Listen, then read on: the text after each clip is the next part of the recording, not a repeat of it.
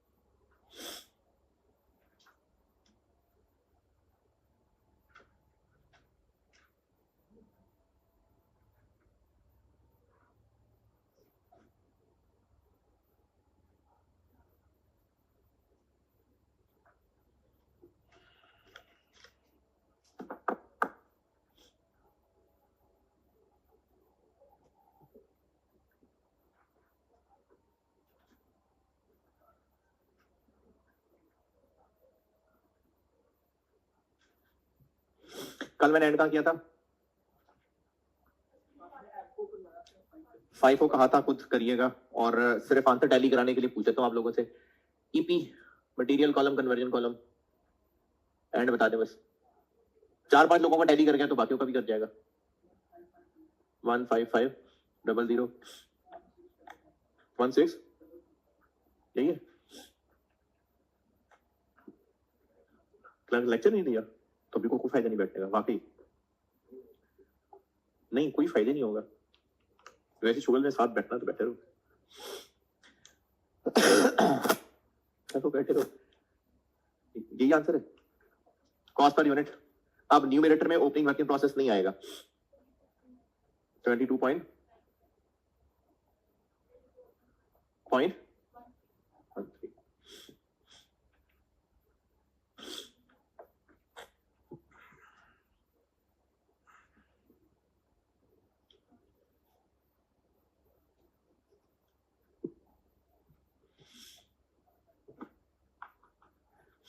cost of completed units, opening work in process, BD,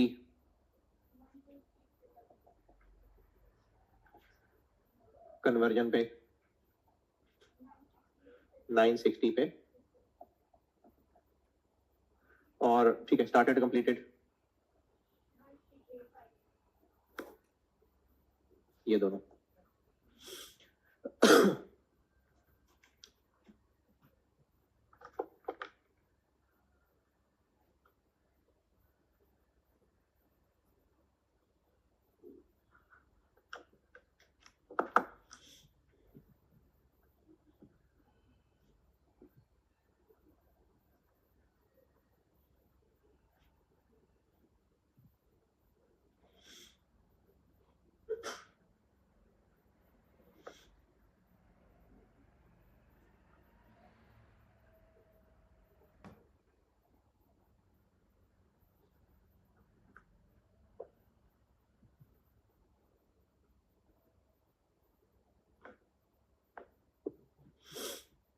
अच्छा, आपको ना इस चैप्टर पे मैं बार बार लिखाता रहूंगा, अभी कुछ एग्जाम नोट्स लिख लें।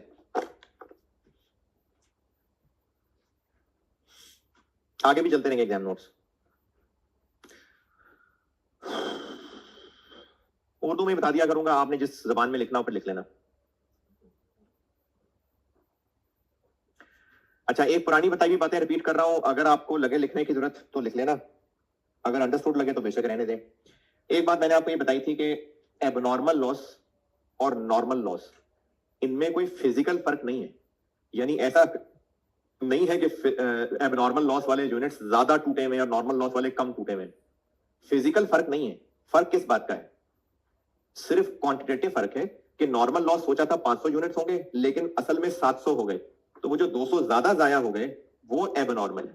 तो नॉर्मल लॉस और एबनॉर्मल लॉस ये फिजिकली एक जैसे हैं, इसलिए scrap value of defective units सब पे एप्लीकेबल है। नहीं जरूरत लिखने की। किन दोनों पे? नॉर्मल पे तो हम स्टेज ऑफ कंप्लीशन नहीं ले रहे ना, उनका क्या काम है स्टेज ऑफ कंप्लीशन लेने का? नहीं नहीं, वही कह रहा हूँ ना, नॉर्मल लॉस की हम कहाँ स्टेज ऑफ कंप्लीशन ले रहे हैं, तो जरूरत ही नहीं है उस पर। तो बात रिपीट कर रहा हूं, नॉर्मल लॉस और एब नॉर्मल लॉस फिजिकली एक जैसे ही खराब है, इसलिए जो स्क्रैप वैल्यू दी है वो सबके लिए एप्लीकेबल है।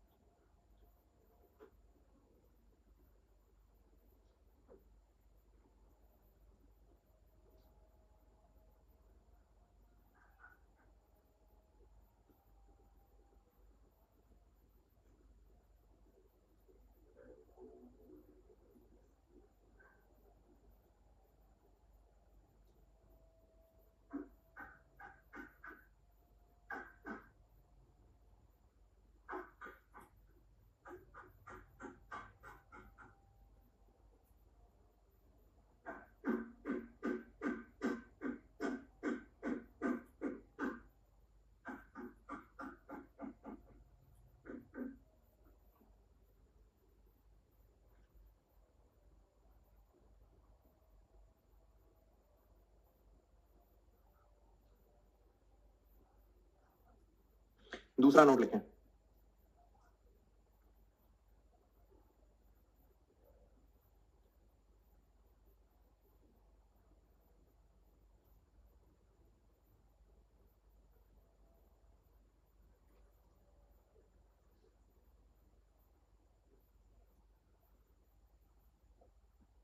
दूसरा नोट ये लिखें कि अगर क्वेश्चन में आपको, और इस नोट की वजह मैं आपको कुछ क्लासेस बाद बताऊंगा, अगर क्वेश्चन में एक्चुअल एफओएच भी है और अप्लाइड भी है, तो हमने इन कैलकुलेशंस में, किन कैलकुलेशंस में जो पर यूनिट कॉस्ट निकाल रहे हैं, अप्लाइड एफओएच को यूज करना। अगर क्वेश्चन में एक्चुअल एफओएच भी है और अप्लाइड एफओएच भी है, तो हमने इन कैलकुलेशंस में अप्लाइड एफओएच को यूज करना है, एक्चुअल को नहीं।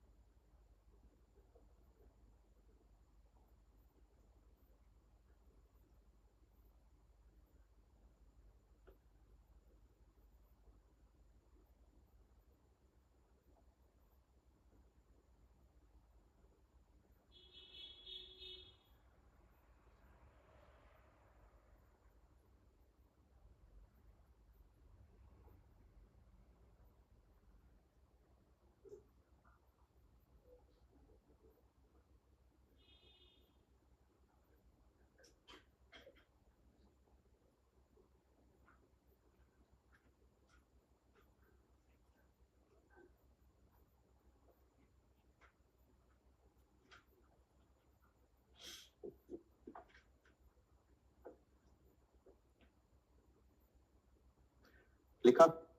चलें अगला नोट लिखें।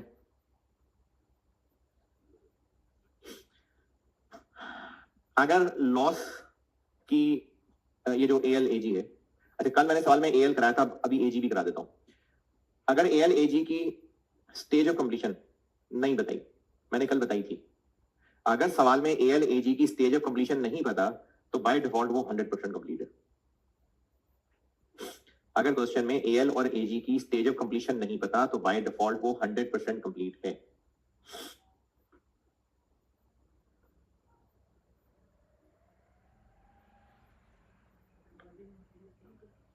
जी हर लिहाज से।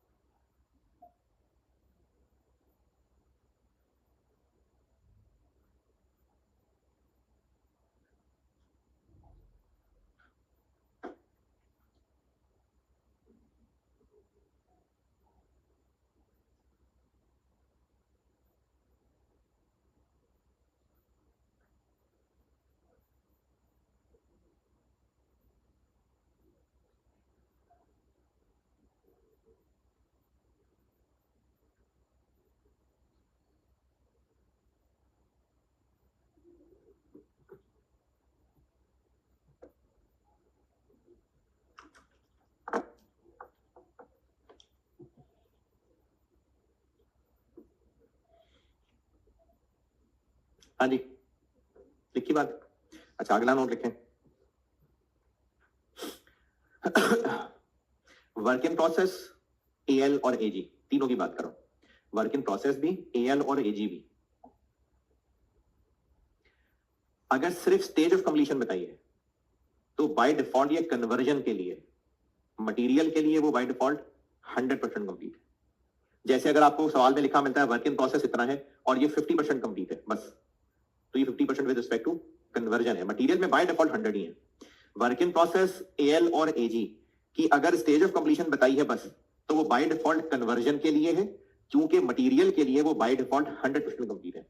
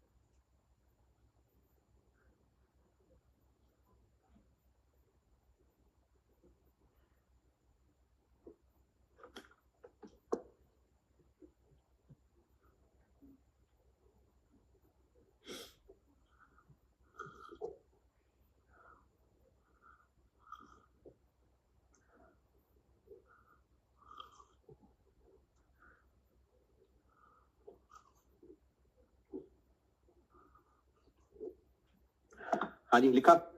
चलें अब एबनॉर्मल गेन का सवाल करते हैं। लिखे सवाल।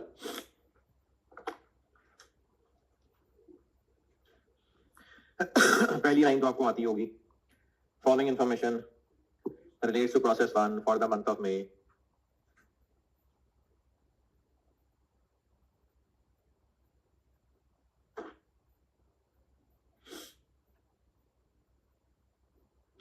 ओपनिंग वर्क इन प्रोसेस,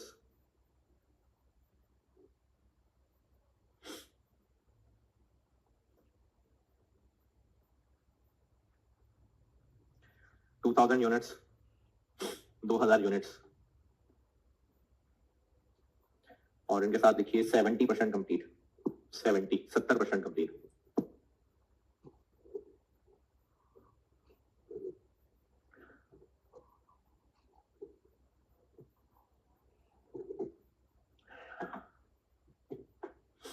और इनकी कॉस्ट लिखें। मटेरियल 40,000, लेबर, लेबर क्या है, लेबर कन्वर्जन नहीं कहा, लेबर का है 50,000, 50,000। चलिए अब करंट मंथ डाटा लिखें। Current month data, direct material cost, direct material cost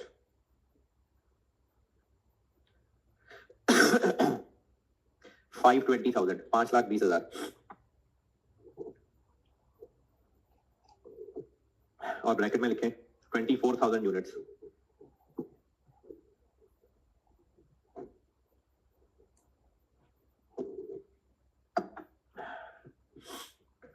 चौबीस 24,000 units.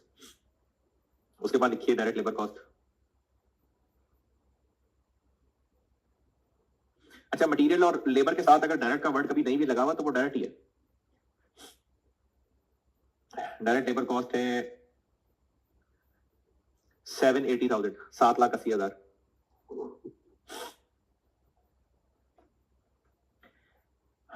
Closing work in process 1500 units, 1500 units.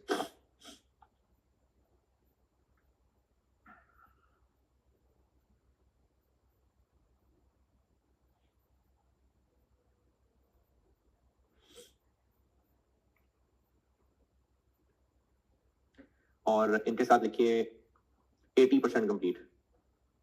80% complete है ये।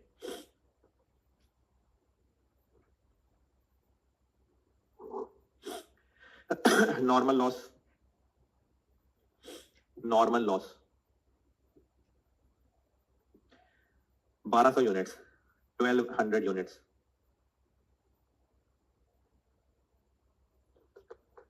Actual loss 900 units, 900 units. Scrap value of defective units, scrap value of defective units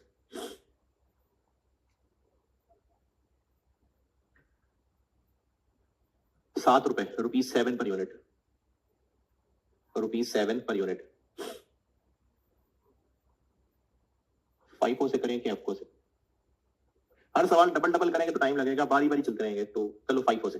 FIFO method है। अच्छा, abnormal loss होता है कल तो add, और नॉर्मल गेन होता तो लेस, बस ये फर्क है दोनों में, बाकी सब सेम काम होता है। और FIFO मेथड है, आपसे रिक्वायर्ड है स्टेटमेंट ऑफ इवैल्यूएशन बना दें। स्टेटमेंट ऑफ इवैल्यूएशन यानी quantity schedule, equivalent production, cost per unit, statement of valuation, सारा कुछ बनेगा।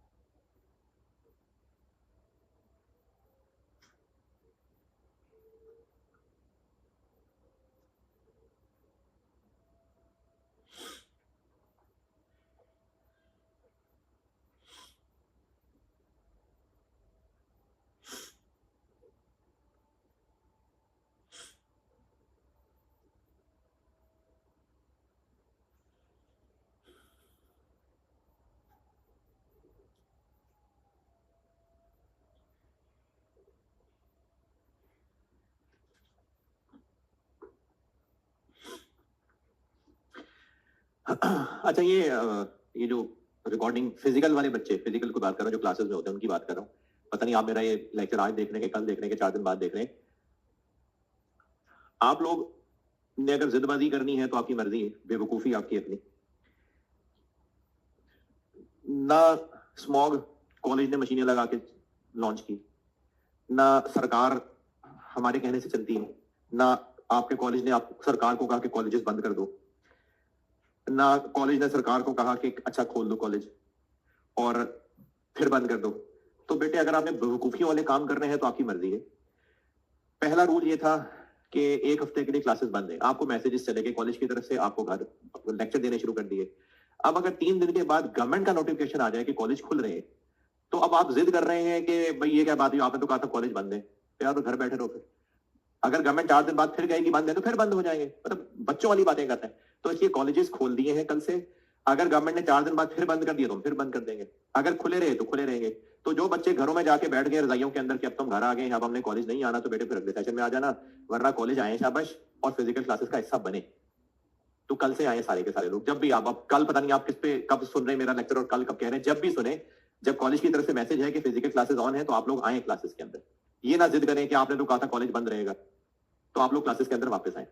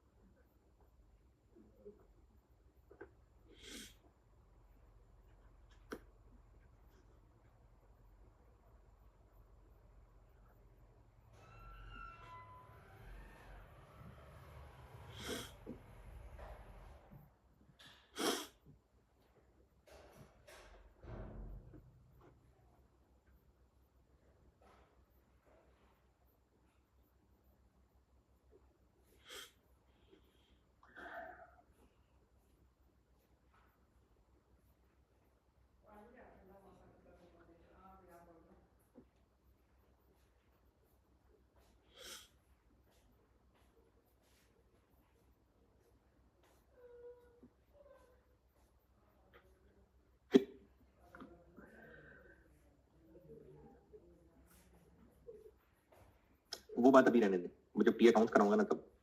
अभी इनकम रिकॉर्ड करने वाली बात रहने दें नॉर्मल गेम को।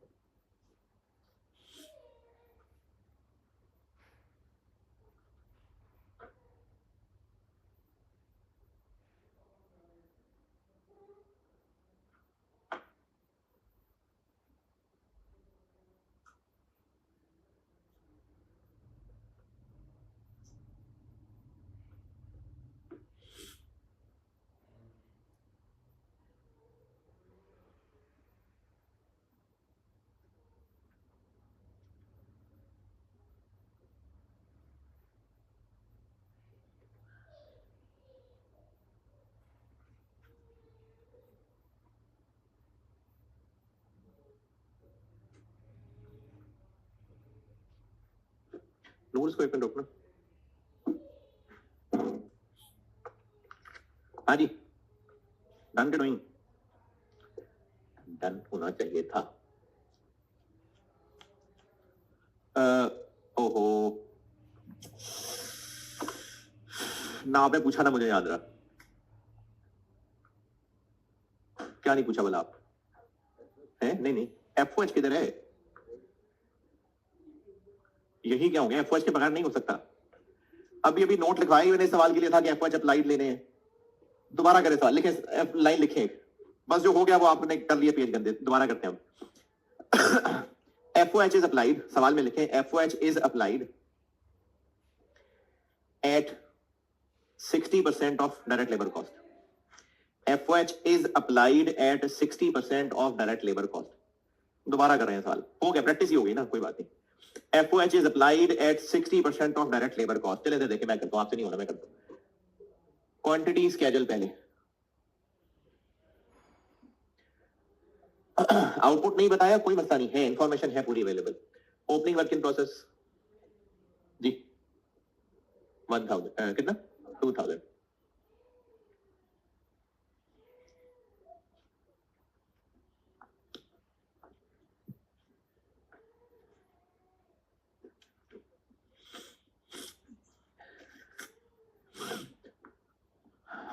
Opening work in process 2000, input 24,000, closing work in process 1500,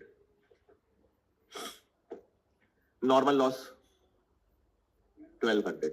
अच्छा, अब आपको मैंने एक्चुअल लॉस बता दिया, वो है 900, इसका मतलब है 300 एबनॉर्मल गेन है। तो इससे बैलेंस करके आउटपुट निकलेगा 23,633।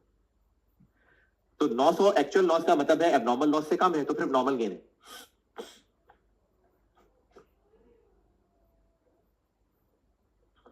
Equivalent production,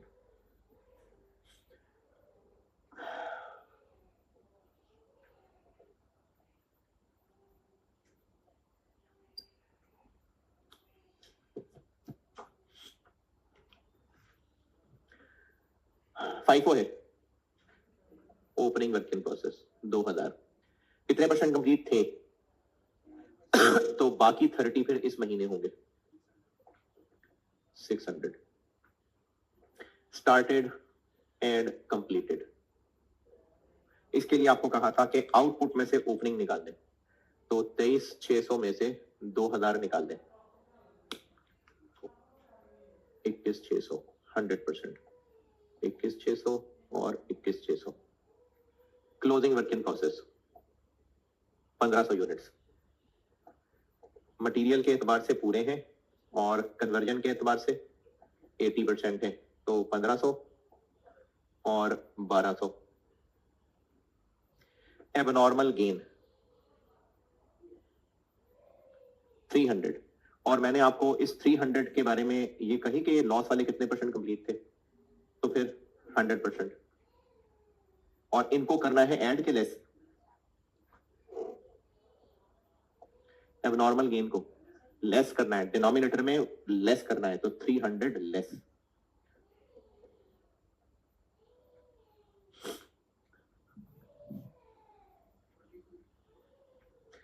twenty 2800 23,100।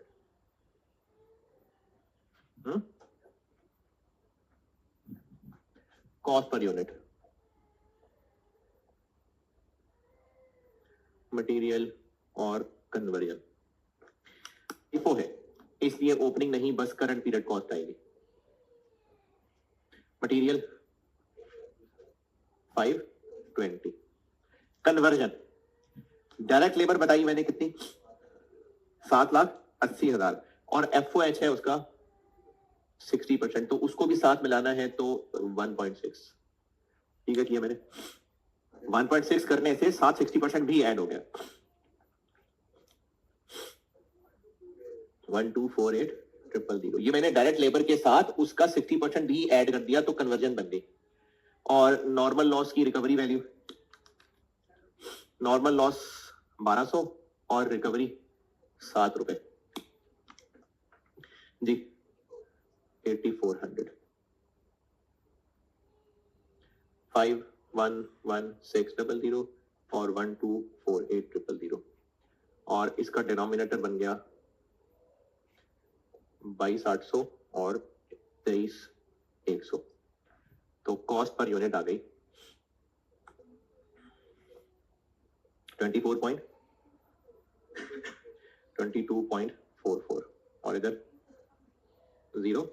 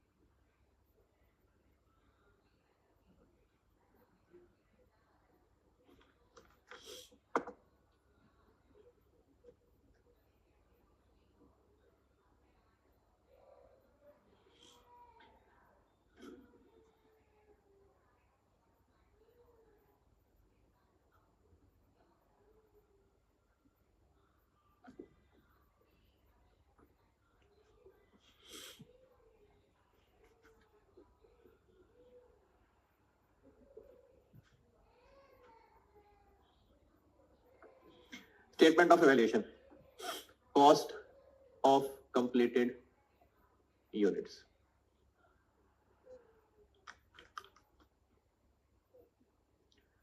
Opening work in process. इसमें पहले आ गया BD. डायरेक्ट मटेरियल कितना था 40,000. लेबर कितनी थी 50. लेकिन वो लेबर थी, हमें उसको कन्वर्जन बनाना पड़ेगा 120,000. फिर इस महीने ओपनिंग पे कन्वर्जन का 30%, ये 600. नूर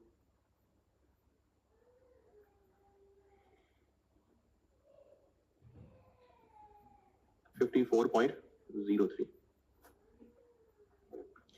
32 और started and completed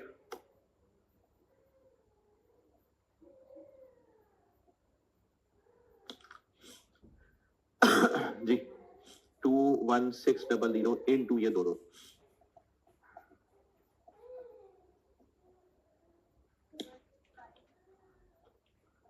16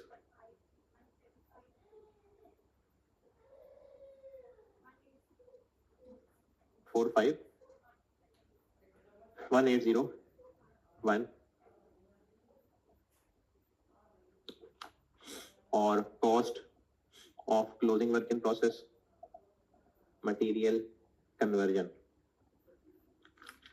मटेरियल में आ जाएगा 1500 इंटू 22.44 और यहाँ आ जाएगा 1200 इंटू 54.03 और मल्टीप्लाई तो आप कर ही लेंगे.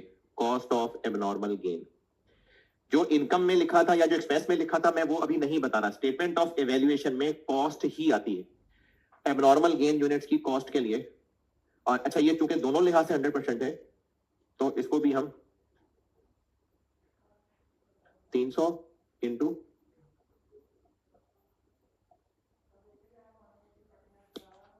हाँ जी 229 और लिखें। अब मैं इसमें स्टेज ऑफ कंप्लीशन डालता हूँ और नॉर्मल लॉस की कैलकुलेशन डालता हूँ अब मैं।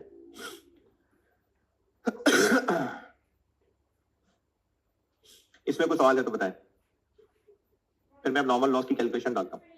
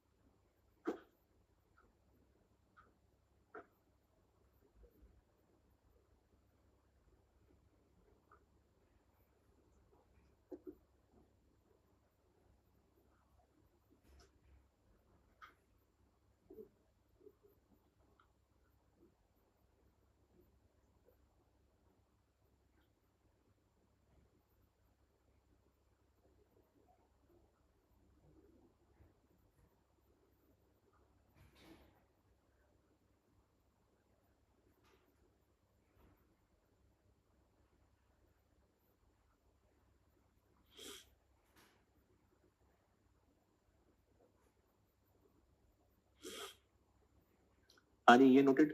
चले और लिखें सवाल।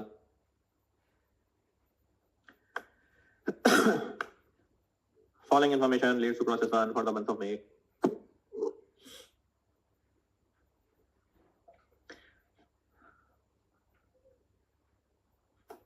Opening work in process.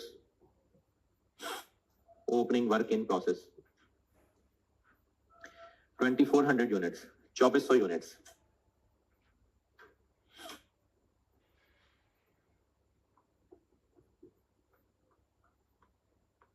और ये है 75% कंप्लीट।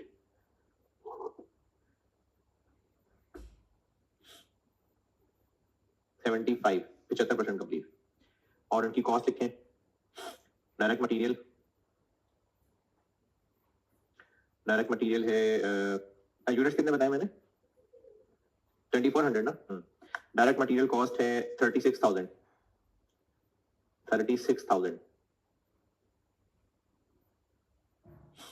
और कन्वर्जन 50,000 50,000 रुपए। करंट पीरियड डाटा लिखे। अब करंट पीरियड डाटा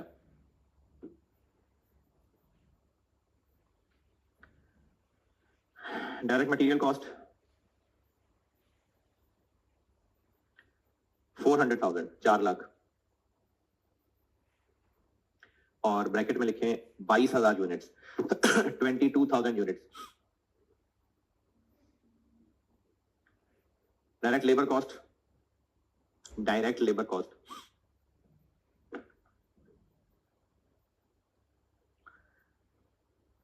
250,000 250।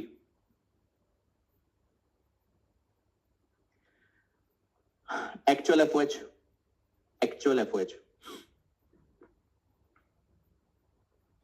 2,15,000 215,000।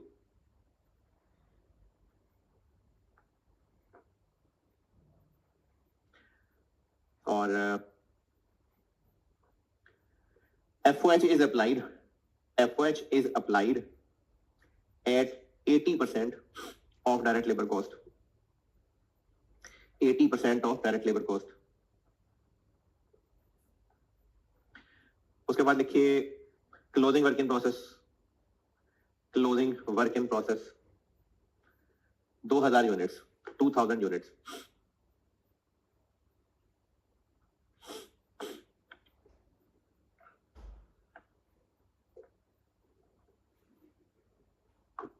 और इनके साथ ब्रैकेट में लिखिए 60% complete 60।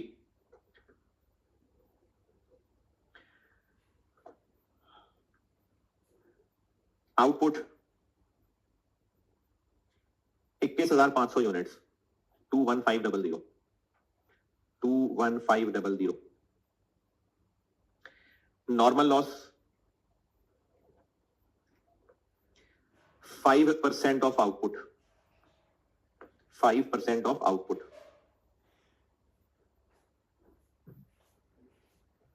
Scrap value of defective units. Scrap value of defective units. Scrap value of defective units. 5 रुपए, ₹5 per unit. 5 रुपए per unit. Stage of completion of defective units. Stage of completion of defective units. 70%, 70%.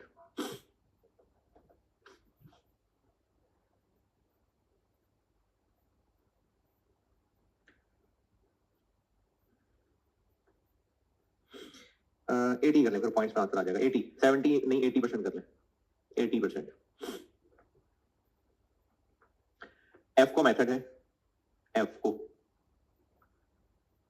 और आपसे अभी required है statement of evaluation.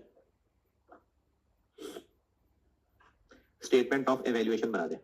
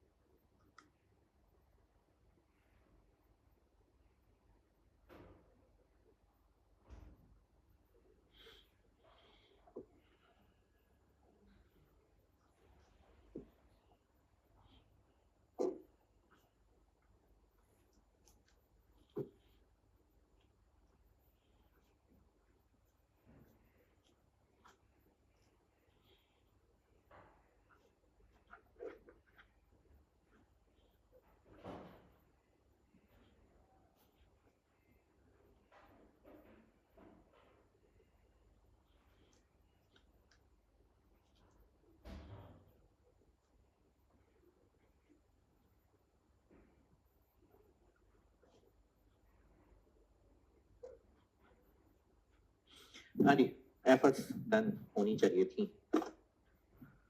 Opening working process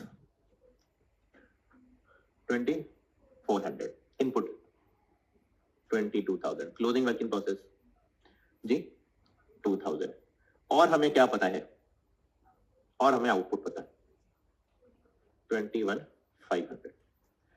normal loss के बारे में क्या कहा है, इसका 5%, तो 21,500 का 5%, 1075, ये हो गया नॉर्मल लॉस। तो अब अगर आप इसको बैलेंस करें और मजीद नुकसान होकर ये पहुंचेगा तो एबनॉर्मल लॉस है, और अगर पॉजिटिव होगा तो नॉर्मल गेन 175, ये नॉर्मल गेन आ गया बैलेंस करने से। 175 पे एतराज।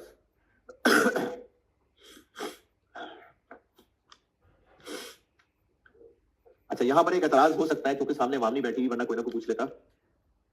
इसका 5% नॉर्मल लॉस है, तो इसमें से ये लॉस माइनस कर दो। ये सिर्फ वैसे ही एक लिंक बनाया है, क्योंकि परसेंटेजेस तो जस्ट लिंक करने के लिए। जैसे अगर फाइनेंशियल अकाउंटिंग में बात बोली जाए कि एडमिन एक्सपेंसेस सेल्स का 10% है, तो इसका मतलब 90% सेल्स है और 10% एडमिन एक्सपेंसेस है। वो तो जस्ट एक लिंक बनाया हुआ है। जैसे अगर कहें कि आसमान में जितने सितारे हैं तो उनके 20% के बराबर बच्चे बैठे हुए, तो वो बच्चे जो बैठे हैं वो अपनी माँ बाप की आंखों का तारा हो सकते हैं, लेकिन सितारे थोड़ी है, वो तो एक लिंक बनाया हुआ है सिर्फ। इसी तरह से अगर ये कहा जा रहा है कि इस क्लास में जितने लोग पास हुए उनके 20% के बराबर फेल हुए, जितने लोग पास हुए उनके 20% के बराबर फेल हुए, तो इसका मतलब है वो जो पास हुए हैं उनमें से 20% फेल हो गए। तो परसेंटेजेस जस्ट एक लिंक है, तो इसलिए नॉर्मल लॉस 5% ऑफ आउटपुट, यानी जितने आउटपुट होते हैं उनके 5% के बराबर लॉस हो जाया करते हैं, लॉस हो जाना चाहिए था, ये नॉर्मल लॉस। और बैलेंस करने से नॉर्मल गेन आ गया।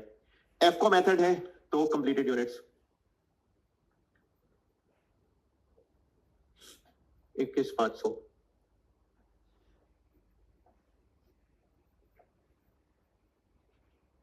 Closing work in process 2000, material के एतबार से पूरे कन्वर्जन के एतबार से 60%, 2000 और 1200। एबनॉर्मल गेन 175, मटेरियल के एतबार से पूरे हैं और कन्वर्जन के एतबार से 80%, 175 और 140।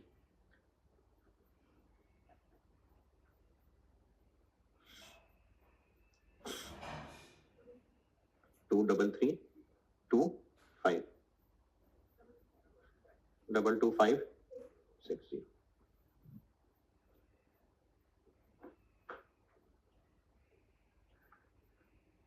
हाँ जी। अच्छा, यहां पर एक सवाल होता है जो सामने के 4 बच्चों ने तो कोई नहीं पूछा। यहाँ पर एक सवाल पूछते हैं हर दफा ही लोग, पूछा नहीं आपने है 80% क्यों लगाया है? अच्छा, इससे रिलेटेड क्या?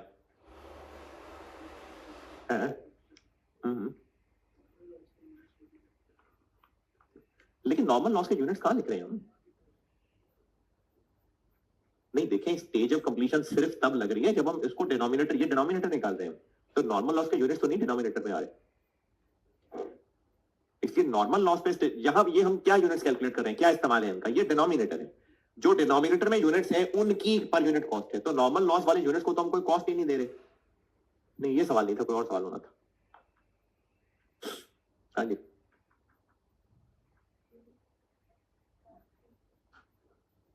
ट्वेंटी परसेंट क्या? हाँ हाँ।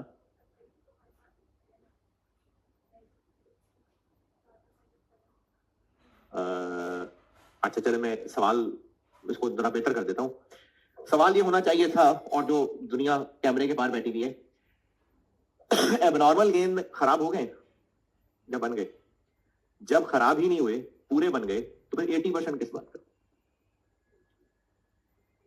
एबनॉर्मल गेन यूनिट्स वो हैं जो नहीं जाया हुए, तो पूरे बन गए ना। तो जब ये पूरे बन गए तो फिर इनपे कन्वर्जन पे 80% क्यों लग रहा है? हाँ, असल जवाब तो बिल्कुल यही है, शाबाश। ये बाकियों को भी सवाल दोहरा देता हूं। सवाल ये हुआ करता है, हर उम्मत में सवाल आता है कि एबनॉर्मल गेन पे स्टेज ऑफ कंप्लीशन क्यों लगा रहे हैं, क्योंकि एबनॉर्मल गेन यूनिट्स तो बन गए हैं। तो इसका जवाब ये है कि ये जो 175 यूनिट्स यहां लिखे हुए हैं ना, ये वो नहीं लिखे जो बन गए हैं, इनका बन जाना इसके अंदर ऑलरेडी है। 175 यूनिट्स बन गए, तो ये 21,500 और हैं, और ये 175 कोई अलग से चुपके से बन के चले गए, इस 21,500 के अंदर शामिल है ना। तो इसलिए अगर आप इसको ये सोचेंगे कि 175 यूनिट्स तो पूरे बन गए हैं, तो फिर जब पूरे बन गए हैं तो उन पे स्टेज ऑफ कंप्लीशन क्यों लग रही है? तो ये पूरे बिल्कुल बने हैं, लेकिन वो इसके अंदर है ऑलरेडी। यहां पर एबनॉर्मल गेन जस्ट एक एडजस्टमेंट होती है, यानी एबनॉर्मल गेन वो नहीं है जो बन गए हैं। एबनॉर्मल गेन कौन से? जो जाया नहीं हुए। आपने 4 पेपर नहीं, किसी ने 4 पेपर दिए और उसने सोचा था कि फेल हो जाएंगे, एक तो फेल हो गई होगा, उसके चारों पास हो गए। अच्छा, अब वो जो एक उसने सोचा था फेल हो जाएगा, वो फेल नहीं हुआ, उसको ये फिक्र हो रही होगी कि हाँ ये हुआ जो फेल नहीं हुआ। तो ये जो नॉर्मल गेन के यूनिट्स हैं, ये वो है जो बन गए, ये वो है जो जाया नहीं हुए। देखिए बात थोड़ी सी हवाई है, लेकिन इनका फिजिकली बन जाना वो इसके अंदर है ऑलरेडी। यहां पर हम एबनॉर्मल गेन को जस्ट एक एडजस्टमेंट के तौर पे लिख रहे हैं, और इन पे 80% इसलिए लगा रहे हैं कि जाया होते तो 80% तक पहुंच के ही जाया होते, तो हम उसको यहां पर एज ए नेगेटिव ले रहे होते हैं ताकि हमारी पर यूनिट कॉस्ट उस हिसाब से निकले कि उतने ही जाया हुए जितने होने चाहिए थे। तो ये यहां पर जस्ट एक एडजस्टमेंट के तौर पे आ रहा होता है। एबनॉर्मल लॉस हो या एबनॉर्मल गेन हो, डिनोमिनेटर के अंदर ये सिर्फ एक एडजस्टमेंट के तौर पे आ रहा है, तो इसलिए इस पे लग रही है stage of completion. Cost per unit एफको मेथड है, ओपनिंग वर्क इन प्रोसेस भी आएगा। Material 36,000, conversion 50,000। अब ये जो 50,000 है, ये मैंने कन्वर्जन ही कही है, लेबर कही होती तो फिर उसमें साथ एफओएच मिलाते, मैंने कही ही कन्वर्जन। Current period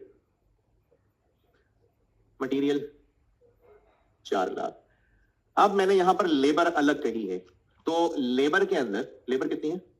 250। उसमें एक्चुअल एफओएच ऐड कर दें? नहीं, अप्लाइड जो कि है 80%, 450। नॉर्मल लॉस, नॉर्मल लॉस के यूनिट्स 1075 और एक 5 रुपए का 5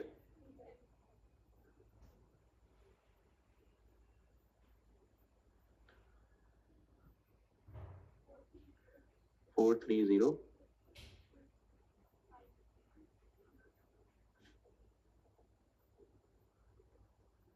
23325 और 22560।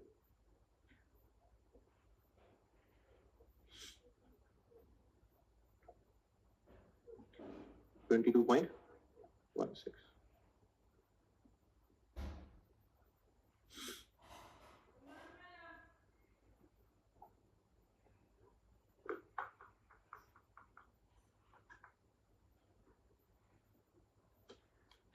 Statement of evaluation cost of completed units 21,500 into 18.46 plus 22.16,